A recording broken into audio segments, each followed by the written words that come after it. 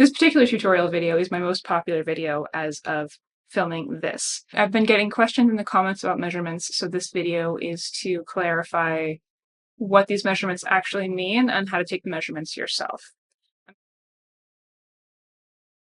So when you get a pattern for hand knitting, it generally has a handful of sizes, and you pick whatever size is closest to yours, and then you make the sweater, and you make whatever modifications you want to make along the way. I'm too lazy to do that. I am too lazy to make one pattern and then grade it and release it as like a PDF of graded patterns. So instead, I have built myself a website full of pattern generators. I use JavaScript to take measurements that you input and output a custom pattern that fits just you. Believe it or not, this is easier for me than writing one pattern and then grading it. It's just the way that I work. These patterns on their own can be a little tricky to work with, so I try to make tutorial videos when I have a pattern ready. This particular tutorial video is my most popular video as of filming this. I've been getting questions in the comments about measurements, so this video is to clarify what these measurements actually mean and how to take the measurements yourself. I'm going to walk you through two ways to do this. One is measuring on a human, and the other is measuring from a sweater that you already have that you like the way it fits. There are defaults in the pattern. Those are the measurements that I use to make a comfortable sweater for me, and I'm about a ladies medium, so if you want to use that as a starting point, go ahead. So the first and most important measurement you take will be your gauge. If you don't get the gauge right, the sweater is not going to be what you expect it to be. So knit a large swatch on your machine with the yarn that you're planning to use and the tension that you're planning to use with whatever techniques you're planning to use, like if it's lace, or if it's tuck, or if it's Fair Isle, you want a big swatch using that lace or tuck or Fair Isle pattern. Then wash it and block it the way that you're planning to wash the final sweater. That means throwing it in the wash if it's acrylic, or washing it with wool soap if it's wool. Then when it's fully dry, measure out at least a 2x2 inch square, but preferably a 4x4 inch square. Count the number of rows and number of stitches in that square, and then divide to get the number of stitches and rows per inch. The pattern will do the math based on that gauge swatch. So before we go through the measurements, there are two measurements that are not configurable. That means you cannot change them. The first one is that the neck circumference is always going to be 20 inches. The average adult human head is 22 inches in circumference, and a sweater should stretch to fit over that.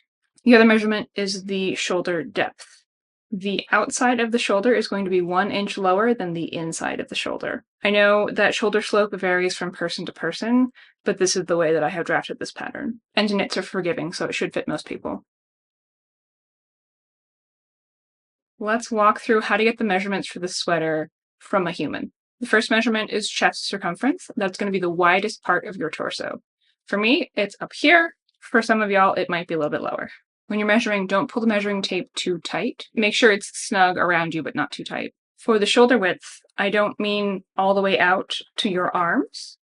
I mean the distance from shoulder bone to shoulder bone. On me, they're fairly prominent, so you can see them, but if you feel, you can feel kind of the end of your collarbone. You want to measure across your back from one to the other. For the finished length of the garment, measure it from the highest point of your shoulder to where you want the garment to hit on your hip or on your waist. Bicep circumference is going to be the widest part of your upper arm, wherever that is for you. Hand circumference, and I call this hand circumference and not wrist circumference because hands tend to be bigger than wrists, and you want to be able to get your hands in and out of this sweater. Measure the widest part of your hand. Armhole depth is the distance from your shoulder seam to your underarm. And then sleeve length is going to be the distance from that shoulder bone where you measure the shoulders down to where you want the sleeve to hit, which is going to be your wrist for the full long sleeve sweater. Okay, and now the final measurement on the pattern is ease. And we should talk about this because ease is really a matter of personal preference. Wearing ease is the difference between the size of the garment and the size of the human underneath it. Knits stretch, so it's not uncommon to see negative ease. For example, this t-shirt that I'm wearing has negative ease, which means the shirt is smaller than I am, and it stretches out to fit me like this. If you want a skin-tight sweater, leave the ease at 0. If you want something close fitting but fairly comfortable, 2 inches is a good starting point. If you like your sweaters bigger and baggier, try 4 or 6 inches. The pattern will automatically add this to all your measurements. So if you don't have a human to measure, you can measure from an existing sweater. Make sure this is a sweater that you like and that fits you well, and is also a set-in sleeve sweater. These measurements are not going to transfer well from like a raglan or a drop shoulder sweater. So chest circumference is going to be the widest part of the sweater. Shoulder width is going to be from the end of one shoulder seam to the end of the other shoulder seam. Finished length will be the highest part of the shoulder down to the hem. Bicep circumference is going to be the width of the sleeve at the armpit. For hand circumference, measure the width of the sleeve at the hem. And then for armhole depth, measure from the shoulder seam to the underarm. You don't want to measure diagonally here, you want to measure straight down and then figure out where the underarm hits if you were going across. And then sleeve length, the top of the sleeve down to the wrist.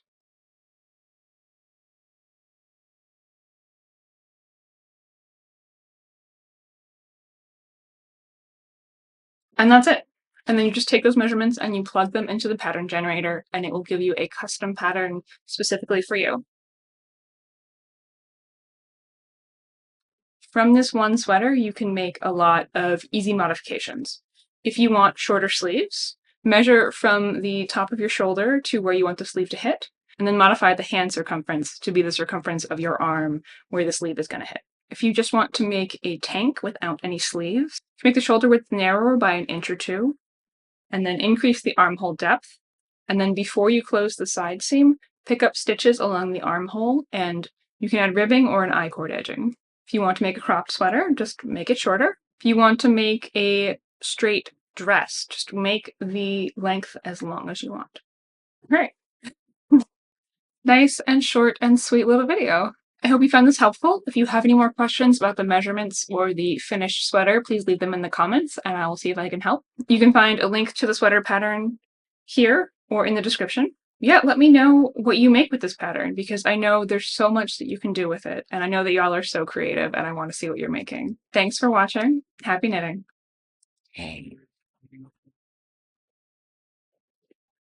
Oh, it's too hot for this.